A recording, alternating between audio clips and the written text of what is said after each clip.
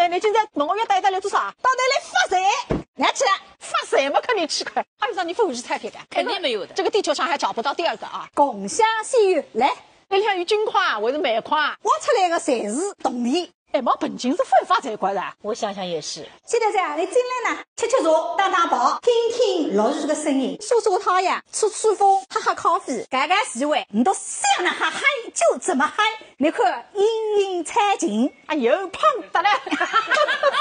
埃面的会员独一招两扇门，反正呢呀，李局长会摆上张院长。哎呦，那铺个家，还个么女生摊位，连这屁股带没丰满，养儿子个屁股。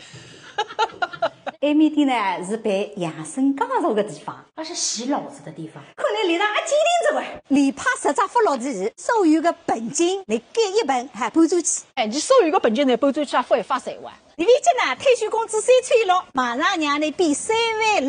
精神享受的地方来着，林徽因的美文。林徽因我不认得的，退休工资3600，吃饭肚皮再严紧，几辰光还发财？马上，现在辰光5毛3咁简单。你车子才写得在。后头个店人做啥个？侪是来参加团建的。现在涨停板来着啊，假是封顶，所以是涨停板。我从来不太懂的，涨停板不涨停板，打我打啥个包？哎呀，发财！来呗，来。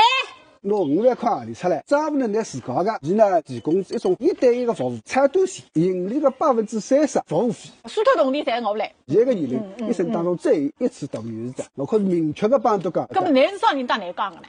我是几十年出过，但是国家一定要拿中国的故事弄上去，因为实体不一样下来的。你别怕我啊，我发出警告。啊，谁凭哪一个人啊？哦，搿是发你后头一个团队的。哪一让你发财，那么谁哪也发财？根本你到阿谁发财呢？这个是属于应试招，你相信的，你按照搿个指令做；你不相信的，再给我当我放屁。采购沙龙，那个发财之路从挨打开始。